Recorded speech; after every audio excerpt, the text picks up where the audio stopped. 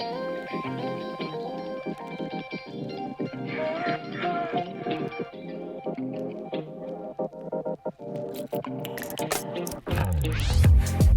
the Kavli Centre, we've been running the Hopes and Fears Lab for a year now, and I'm beginning to describe it to people as serious fun. When you come in, it does look fun, it does look engaging, but at the same time, there's a lot of deep thinking that's gone into every aspect of the experience. AI is quite a loaded term. It's a tool like any other, but it's a very sophisticated and useful tool. We have had technological revolutions before. Great things have been done with them, and also terrible things. For the first time, we've taken the Hopes and Fears Lab on the road. We've moved out of Cambridge and popped up in London. We wanted to create an accessible, engaging pop-up event. Cardboard's a great material for doing this. It's recyclable, sustainable, and it's actually quite unintimidating for people to interact with.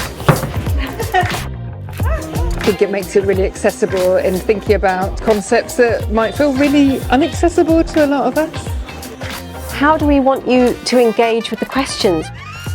Well, there are several ways you can have a conversation with someone.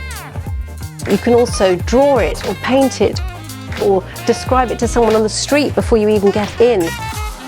Science and creativity and art should go hand in hand, and this atmosphere we have here is a testament to that. We've set up a people's panel on AI where citizens' voice can come through, can speak to the challenges of AI, the hopes and fears about AI for the future. It's been interesting to learn not just from people talking about what we should be doing, how we engage with the public, because it's going to affect us as citizens, but also the people actually doing the research for, like, for example, mental health. I've gone from being fearful of it now to being quite excited. I really wanted to understand the foundation of building the AI. I was a bit skeptical, but having a conversation with a gentleman inside about the AI truth, I do have a better understanding.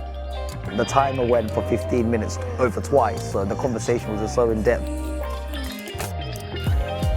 There is currently two kind of issues going on. You've got the generative AI issue, but then you have the broader issue of the polarization of media discourse.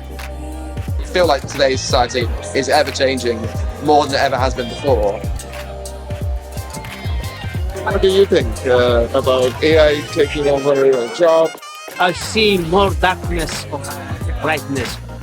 There's something really great as a scientist about talking about what you do in understandable terms to people. And that step back that you have to do to explain it to someone else sometimes also fundamentally changes the way you think about your scientific questions and can open much more interesting, new and more impactful directions for you. This is very interactive, speaking to real people. It's a two-way conversation, and I really feel like I get a lot out of it. We can pop up in an hour, we can pop down in an hour and be on our way again. We can handle whatever any setting throws at us.